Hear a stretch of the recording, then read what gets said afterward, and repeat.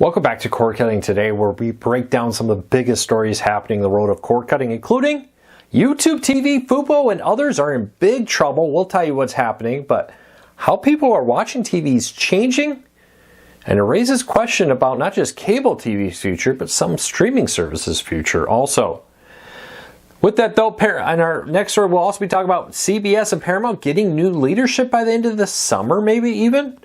We'll tell you what's happening with the merger with Skydance, and a federal judge has allowed AI companies to train their AIs on copyrighted material. There's a big win here. Be interested to see where this goes. We'll tell you about these stories and a whole lot more. Some very interesting today in TV history stories also. First though, if you want to learn more about any of these stories, check out the show notes and in the first pinned comment. I'll put a link to each story I'm about to talk about there so you can read them for yourself and come up with your own opinions. I'd love to hear from you. If you like what we do, please consider hitting that subscribe button or hitting that thumbs up. Doing one or both lets YouTube know you enjoy what we do here. All right, with that said, diving into it. YouTube, TV, Fubo, and more are in trouble as cord cutters are increasingly ditching live TV. Every quarter we survey our readers, and over 1,400 of you sat down and took our survey a couple weeks ago about the future of cord cutting, what you use, what you don't use, what your plans are. And interestingly, we are seeing a steady decline in the number of people who say they use a live TV streaming service. And I've seen this outside of that too. When we increasingly talk to cord cutters, they're increasingly saying they're ditching live TV services like Fubo, YouTube TV, Hulu Plus Live, Sling TV, and others, and going to on-demand only services. If you don't pay for sports, why pay for something like YouTube TV is increasingly becoming a common statement I hear from people. Now with this, we've seen that cord cutters, now less than half of you who took the survey say you pay for a live TV streaming service at just 48.3. Now that's down from 53.8 in the spring, but jumping back to this period last year in the summer of 2024, which is the same time frame, give you a good idea, it's down from 51.8%. Why is that important? We're increasingly seeing this trend. A lot of new cord cutters start with a live TV service like YouTube TV, Fubo, and others because it replicates the cable experience. And then they quickly realize, hey, we're actually spending most of our time in Netflix or Disney Plus or Prime Video or all the other services out there. Why pay for this?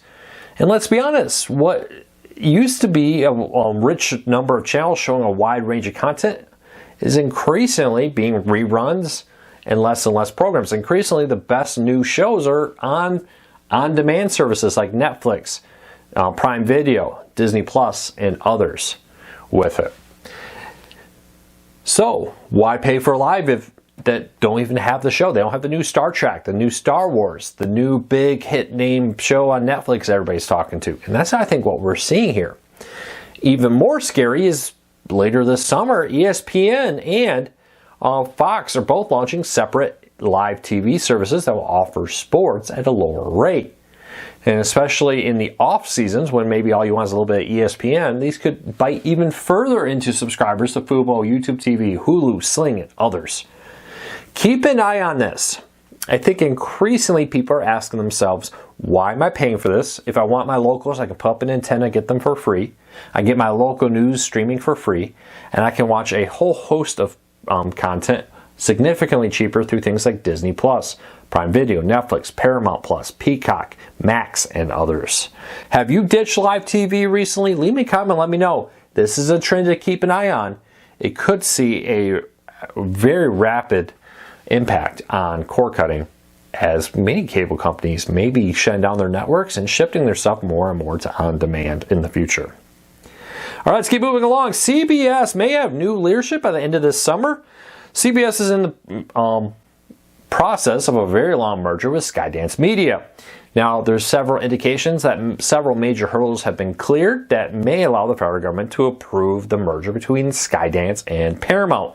With this, Skydance's CEO will reportedly be taking over leadership at Paramount with this. And with it, he has come out and said in an interview that he expects that maybe as soon as this summer, the merger will be complete. And with that, he'll be taking over. Now, Paramount seems to be in a big holding pattern right now. They don't want to make any major changes because they want to have the merger. They don't want to do anything that will screw up a merger. They want the new leadership team to be the ones that decide things like, hey, maybe there's some cable networks that we need to shut down with it.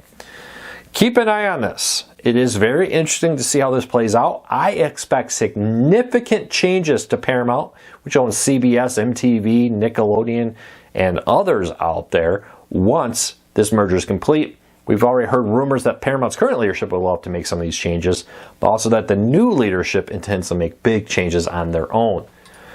Look for some cable networks to shut down. Look for bigger cuts to happen, even more so than we've already seen happen within Paramount.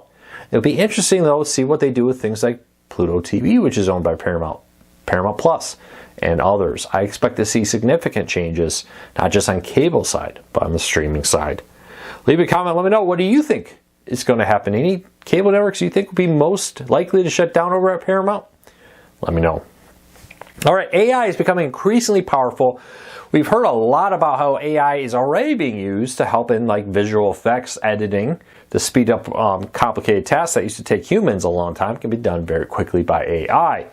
While a federal court has ruled that AI companies can train their AIs on copyrighted material using the fair claim or fair use claims with it.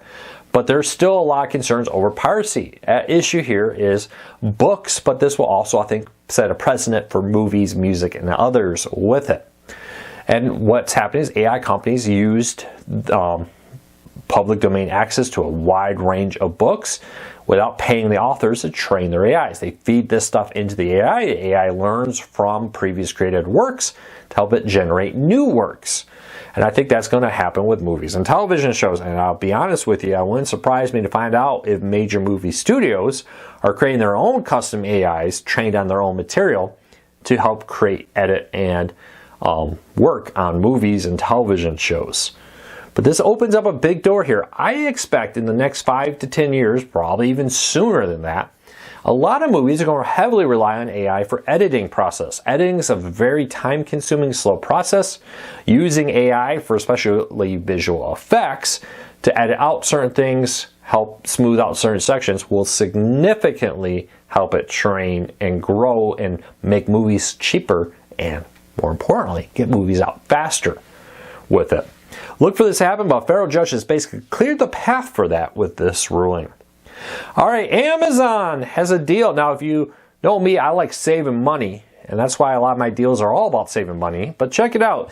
There's a deal with Prime Day starting today. Amazon's Prime Day starts. We'll have all the deals over at Core Cars News, but there's a good one for everyday ones. A lot of Amazon basic products like toilet paper, paper towels, cleaning supplies, and more are on sale right now. But they have a special deal, kind of hidden. I have it. If you buy 4 Amazon basic products and from a particular list of things, again, like toilet paper, paper towels, and the like, you get an additional 10% off. Check out the show notes down below for a link to this. It's a really great deal. We'll have other great deals on streaming players and more over at corecarsnews.com all day. All right.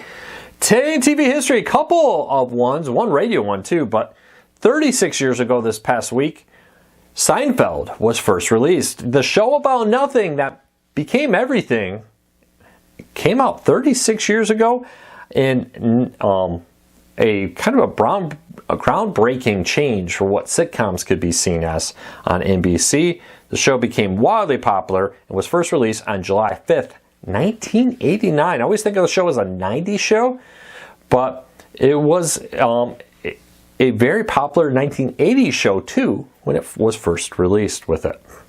Also, 55 years ago, on the 4th of July, Casey Kasem's American Top 40 was first aired in Los Angeles, celebrating 55 years of music history here.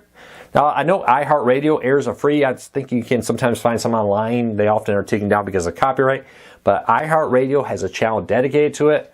The tough part is it's just kind of whatever's playing is whatever's playing on it. You can't pick a specific year or section on it with that too. But check it out. Link in the show notes if you want to check out. But any Casey Kasem's American Top 40 fans, I definitely heard that on my radio growing up. All right, Amazon is ending its free teen login. And I'm actually kind of bummed about this because it sounds pretty cool. But Amazon quietly earlier this year shut down its teen login service. Now, this will allow parents to set up accounts for teenagers to have an independent, separate account that would allow them to do things like request purchases. Now, parents could set automatic approvals. If it was like $10 or less item, they could automatically get it shipped to them. Or kids could request to parents to buy something and the parents could approve it.